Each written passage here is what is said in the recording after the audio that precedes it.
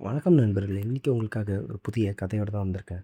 இந்த கதை கண்டிப்பாக இன்ட்ரெஸ்டிங்கா இருக்கும். சரி, இன்ட்ரெஸ்டிங்கா இருக்குன்னு சொன்னா மட்டும் பத்தாது. இன்ட்ரெஸ்டிங்கா இருக்கணும்னா, கதையுடைய டைட்டில பார்க்கணும். கதையோட டைட்டில் என்னன்னா, அதாவது எனக்கு ஒரு அக்கா இருக்காங்க.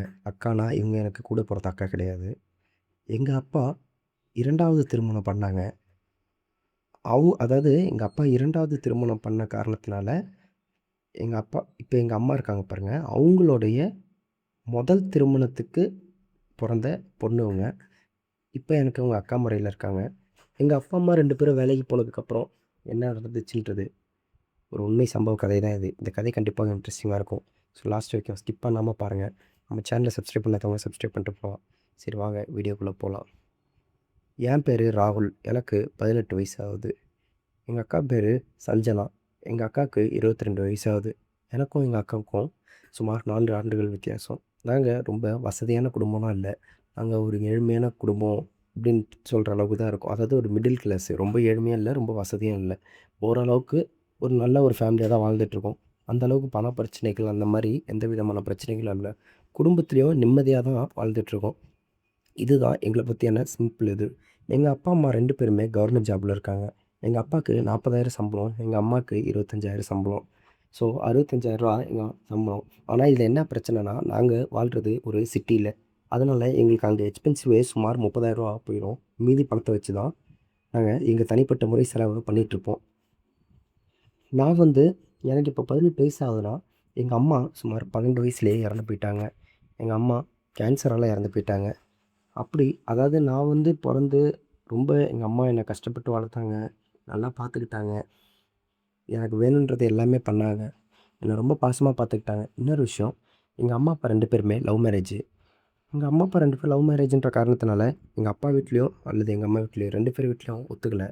ரொம்ப எதிர்ப்புகள் இருந்தது. அப்படி எதிர்ப்புகள் இருக்கிற காரணத்தினால, எங்க அம்மா இறந்ததுக்கப்புறம் யாருமே வந்து என்ட்ட வந்து பேசவும் இல்ல. ஸோ நானும் எங்க அப்பாவும் தனியா தான் வாழ்ந்துட்டுருந்தோம். எனக்கு அப்போ வந்து விவரம் அந்த அளவுக்கு தெரியல. ஆனா போக போக எங்க அப்பாவுக்கு வந்து ப்ரொமோஷன் கிடைச்சது. ப்ரொமோஷன் கிடைக்கும்போது வெளியூர் போற மாரி ஆயிடுச்சு. இதுக்கு முன்னாடிலாம் வந்து எனக்கு எங்க அப்பா காலையில வேலைக்கு போயிட்டு வந்துட்டு என்ன பார்த்துப்பாரு. ஸோ வேலைக்கு வெளில வந்து பார்த்துப்பாரு. திரும்பி ஈவினிங் நல்லா தூங்குவோம். அப்படி போயிட்டு இருந்தது. ஸோ எங்க அப்பா வெளியூர் வேலைக்கு போனதுனால, காலையில வந்து அவரு போனா, நைட்டு தான் வர மாரி ஆயிடுச்சு. அப்ப என்ன பார்த்துக்கிறதுக்கு எந்த விதமான ஆளும் இல்ல. சரி யாருமே இல்லாத ஒரு காரணத்தினால, நான் வந்து தனியா வந்து படிச்சுட்டு, விளையாடிட்டு இப்படி இருந்தா வந்து நான் கெட்டுருவேனோ என்னன்ற ஒரு காரணத்தினால, எங்க அப்பா வந்து இன்னொரு கல்யாணம் பண்ணிக்கணுன்ற மாரி ஒரு ஐடியா பண்ணாரு. இன்னொரு விஷயம் என்னன்னா, இதற்கு வந்து இன்னொரு காரணமும் நான் தான். ஏன்னா, நான் தான் வந்து "அப்பா எனக்கு வந்து அம்மா ஞாபகமா இருக்கு. எனக்கு அம்மா வேணும்." எனக்கு ஏன்னா அந்த வயசுல விவரம் புரியாத காரணத்தினால நான் அப்படி கேட்டுட்டுருந்தேன். "எனக்கு அம்மா வேணும். எனக்கு அம்மா ஞாபகமா இருக்கு." அப்படின்ட்டு. ஆனா எங்க அப்பா வந்து "இல்ல அம்மாலாம் இல்லப்பா. அ இன்னொரு அம்மாலாம் செட் ஆவாதுப்பா. உனக்கு சித்திலாம் செட் ஆவாதுப்பான்ற" மாரிலாம் எங்க அப்பா சொன்னாரு. ஆனா நான் அன்னைக்கு வந்து அவர் பேச்ச புரிஞ்சுக்காம, "இல்ல எனக்கு வேணும் வேணும்னு" ரொம்ப அடம் பிடிச்சேன்.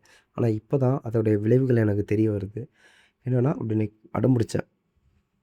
எங்க அப்பாவோட அப்பா, அம்மா வந்து இத பார்த்துட்டு, "இல்ல தம்பிக்காக நீ பண்ணி தான் ஆவணும். ஏன்னா ராகுல் வந்து ரொம்ப மன கஷ்டத்துல இருக்கான்." அப்படின்னு சொல்லி, ஸோ அடுத்ததா ஒரு மேரேஜுக்கு வந்து ட்ரை பண்ணாங்க. அப்பா வந்து எல்லா பொண்ணுங்களையும் பார்த்து ரிஜெக்ட் பண்ணாரு. சரி இப்படியே போயிட்டுருக்கும்போது தான், நான் வந்து எங்க அப்பா ஆஃபீஸ்க்கு அப்பப்போ போவும் வருவேன். அப்படி போம்போது தான் இந்த ஆன்டி வந்து எனக்கு ஃப்ரெண்ட் ஆனாங்க. இவங்க வந்து அதான் என்கிட்ட வந்து நான் சின்ன வயசா இருக்கிறதுனால ரொம்ப நல்லா பேசுவாங்க, போவாங்க. ஸோ அவங்க வந்து என்னன்னா, அவங்களுக்கும் ஹஸ்பண்ட் கிடையாது. டைவர்ஸ் ஆயிடுச்சு. அதன் காரணமாக அவங்க தனியா தான் இருந்தாங்க. அவங்களுக்கு ஒரு பொண்ணு. அவங்க பொண்ணுக்கும் எனக்கு சும்மா 4 வயசு. எங்க அப்பாவும் அவங்களும் வந்து அந்த அளவுக்கு பேசிக்க மாட்டாங்க. ஆனா நான் வந்து அவங்ககிட்ட நல்லா பேச போவேன். எங்க அப்பாவும் வந்து கொஞ்சம் கொஞ்சம் பேச ஆரம்பிச்சாரு. இப்படியே போயிட்டுருக்கும்போது, நான் வந்து எங்க அப்பாட்ட கேட்டேன். "அப்பா எனக்கு வந்து அவங்கள ரொம்ப புடிச்சிருக்கு. அவங்க வந்து எனக்கு அம்மாவா இருந்தா ரொம்ப நல்லாயிருக்கும். எனக்கு அம்மா மாரி அவங்க பார்த்துக்கிறாங்கன்னு" சொன்னேன். எங்க அப்பா அன்னைக்கு கண் கலங்கி சொன்னாரு, "சரிப்பா நான் வேணா அவங்கள கேட்டு பார்க்குறேன்ப்பா. நான் வேணா அவங்கள கல்யாணம் பண்ணிக்கிறேன்ப்பா" அப்படின்ற மாரி சொன்னாரு. அதுக்கப்புறம் எங்க வீட்ல கேட்டாங்க. அதான் எங்க அப்பாவோட அப்பா, அம்மா எங்க தாத்தா, பாட்டி போய் கேட்டாங்க. அவங்க முடியாதுன்னாங்க. ஏன்னா, எனக்கு ஒரு பொண்ணு இருக்கு அப்டின்ட்டு. ஏன்னா, உங்களுக்கு ஒரு பையன் இருக்கான், ஒரு பொண்ணு இருக்கு. இது செட் ஆவாதுன்ட்டு. ஆனா, அதுக்கப்புறம் 2 பேருமே பேசி, ரொம்ப பிரச்சனையாகி சமாளிச்சு, அதுக்கப்புறம் கல்யாணமும் பண்ணிக்கிட்டாங்க. கல்யாணம் பண்ணி ரொம்ப சந்தோஷமான வாழ்க்கை தான் வந்துட்டுருந்தோம். இதில என்னன்னா, நாங்க வந்து அவங்க வீட்டுக்கு போயிட்டோம். அதாவது எங்க எங்க அம்மா வீட்டுக்கு போயிட்டோம். அவங்க வந்து நல்லா வசதி. ஸோ வந்து நாங்க அவங்க வீட்டுக்கு போயிட்டோம். அவங்களுக்கு பரம்பரை சொத்து இருந்தது. இன்னொரு விஷயம், எங்க அக்கா வந்து என்ன நல்லா பார்த்துக்கிட்டா. ரொம்ப நாங்க வந்து ஒரு ஃப்ரெண்டு மாரி தான் இருப்போம். நாங்க ஜாலியா பேசுவோம், பழகுவோம். நல்லா பேசிட்டு இருந்தேன். எனக்கு வந்து 14 வயசுல இதுவாச்சு. இந்த எங்க அப்பாவுக்கு வந்து மேரேஜ் ஆச்சு. அப்ப வந்து எங்க அக்காவுக்கு 18 வயசு. அப்ப தான் எங்க அக்கா வந்து காலேஜ் ஃபர்ஸ்ட் இயர் போனா.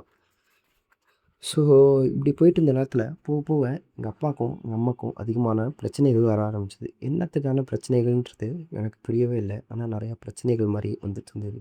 சரி இது ஒண்ணும் வேலைக்கு ஆவாதுன்ட்டு நானே ஹாஸ்டல் போய் படிக்கலான்னு பார்த்தேன். ஆனா எங்க அக்கா என்ன சொன்னா, "நீ பொறுத்திரு. நம்ம பார்த்துக்கலாம். அப்பா, அம்மாவ சரி பண்ணிடலாம், சரி பண்ணிடலான்ட்டு" இது பண்ணோம்.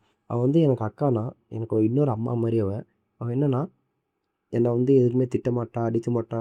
எனக்கு எப்போதுமே நான் தப்பு பண்ணாலும் எனக்கு வந்து சப்போர்ட் பண்ணுவா. அந்த மாரியான ஒரு அக்கா தான். ஸோ இப்படி போயிட்டு இருந்த நேரத்தில தான் என்னாச்சுன்னா, எங்க அப்பா, அம்மாவுக்கு ரொம்ப சண்டை அதிகமாகி, ஒரு நாளு எங்க அப்பா வீட்ட விட்டு கிளம்பிட்டாரு. எப்போதுமே வீட்ல பெண்கள் தான் வீட்ட விட்டு கிளம்புவாங்க. ஆனா இதில ஆச்சரியப்படாத விஷயமா எங்க அப்பா வீட்ட விட்டு கிளம்பிட்டாரு. ஸோ எங்க அப்பா வீட்ட விட்டு கிளம்புனோனே, எங்க அம்மா வந்து உட்காந்து அழுதுட்டு இருந்தாங்க. அப்போ ஆனா எங்க அப்பா வந்து என்னையே கூப்பிட்டாரு. நான் சொன்னேன், "இல்லப்பா இவங்கள விட்டு நான் எங்கப்பா வரதுன்னு" சொல்லிட்டு. அப்போ வந்து எங்க அப்பா ரொம்ப டென்ஷன் ஆகி கிளம்பிட்டாரு. இப்படி போயிட்டு இருந்த சிச்சுவேஷன்ல தான் திரும்பி ரொம்ப காம்ப்ரமைஸ் பண்ணி 2 பேரும் வந்துட்டாங்க. எங்க அப்பா வந்துட்டாரு. அதுக்கப்புறம் போயிட்டுருந்தது. அப்புறம் வந்து எங்க அப்பா, அம்மா 2 பேருக்குமே வெளியூர்ல வந்து கம்பெனிலேருந்து அதாவது அவங்க ஆஃபீஸ்லேருந்து வெளியூர் போணும். ஒரு டூர் மாரி கூப்பிட்டுருந்தாங்க. எங்க அப்பா, அம்மா 2 பேரும் வரலன்னு தான் சொன்னாங்க. ஆனா, ஏன்னா நாங்க 2 பேரும் வீட்ல தனியா இருப்போன்ட்டு. அதுக்கப்புறம் என்ன பேசுனாங்க என்னன்னு தெரியல. சரி நம்ம போயிட்டு வரோன்ட்டு போனாங்க. இப்படி போம்போது தான் நான் வந்து எங்க அக்காட்ட கேட்டேன். "அக்கா என்னதான்க்கா பிரச்சனை அப்பா, அம்மாக்கு 2 பேருக்கும்?" அப்படின்னேன். "எனக்கு தெரியலடா என்ன பிரச்சனை? அது உன்ட்ட சொல்லாமா, சொன்னா வேணாமான்னு தெரில" அப்படின்னாங்க. சரிக்கா நீ சொல்லுக்கா எதுவா இருந்தாலும்" அப்படின்னேன். அவங்க "இல்லடா அது எப்புட்றா உன்ட்ட சொல்றது?" அப்படின்ற மாரி சொல்லிட்டு யோசிச்சுட்டு இருந்தாங்க. சரி நான் அப்படி சொல்லும்போது, "அக்கா நீ என்னதான்க்கா இது?" அப்படின்னேன். "நீ யாரையா லவ் பண்றியா என்னன்ட்டு?" "இல்லடா அது ஒண்ணும் அதெல்லாம் செட் ஆவாதுடா" அப்படின்னாங்க. "எதுக்குடா எதுக்குக்கா?" அப்படின்னேன். அவங்க வந்து சொன்னாங்க, "இல்ல நான் வந்து வேற மாரி, அது செட் ஆவாது லவ்வு, அந்த கல்யாணம்லாம்" அப்படின்னாங்க. "என்னக்கா வேற மாரி?" அப்படின்னா, "அது உன்ட்ட சொல்றேன். நீ யார்ட்டயும் சொல்லக்கூடாது. இப்போ கூட யாருமே இல்ல. நீ வந்து எனக்கு உதவி பண்ணா கூட இதுக்கு பெஸ்ட்டு தான். நீ இது வந்து ஆனா நம்ம 2 பேருக்குள்ள தான் இருக்கணும்." அப்படின்ற மாரி சொல்லி ப்ராமிஸ்லாம் வாங்குனாங்க. அப்ப நான் கேட்டேன், "சொல்லுக்கா எதுவா இருந்தாலும்ன்ட்டு." "எனக்கு வந்து கல்யாணம் பண்ணிக்கிறதுலயோ, லவ் பண்றதுலயோ பெருசா இன்ட்ரெஸ்ட் இல்ல. எனக்கு வந்து கல்யாணம் பண்ணதுக்கப்புறம் என்ன பண்றாங்களோ, அதில தான் எனக்கு இன்ட்ரெஸ்ட்." அப்படின்னா, எனக்கு வந்து அப்போ ஃபர்ஸ்ட்டு புரியல. அப்புறம் நான் திரும்பி கேட்டேன், "என்னதாக்கா நீ சொல்ல வர?" ஏன்னா எனக்கு அப்போ தான் 18 வயசு. இப்ப எங்க அக்காவுக்கு 22. அவளுக்கு வந்து சொல்லும்போது தான் திரும்பி சொன்னா, "நீ இது மாரி இதெல்லாம் இப்டி இப்டின்னு" தெளிவா சொன்னா. அப்ப நான் சொன்னேன், "அக்கா நான் அப்படிலாம் உன்ன பார்க்கவே இல்லக்கா. நீ வந்து என்கிட்ட வந்து உதவி கேட்பேன்னு நான் நெனச்சே பார்க்கல. இது நீ யார்கிட்ட வேணாலும் போய் கேட்டுக்கோ. ஆனா இது உனக்கு தான் அசிங்கம்.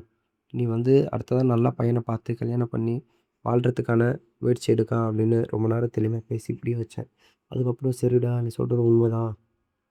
உன்ட்ட கேட்டது தப்புன்ட்டு" மன்னிப்பு கேட்டு, அதுக்கப்புறம் எனக்கு ஒரு சந்தோஷம். அவ வாழ்க்கைய நம்ம அடுத்த லெவலுக்கு அதாவது கெட்டு போகாம நம்ம இது பண்ணியிருக்கோம் அப்படின்ட்டு. ஏன்னா அவ தப்பான மனப்பான்மையில இருந்திருக்கா. அத வந்து நான் இது பண்ணாம எடுத்து போயிருக்கேன். அவ்வளோதான் ஃப்ரெண்ட்ஸ். இது உண்மையா நடந்த ஒரு எமோஷனல் ஸ்டோரி தான். இந்த கதை பிடிச்சிருந்தா லைக் பண்ணுங்க. நம்ம சேனல் பிடிச்சவங்க சப்ஸ்கிரைப் பண்ணுங்க. அடுத்ததா ஒரு நல்ல கன்டென்ட்ல சந்திப்போம்.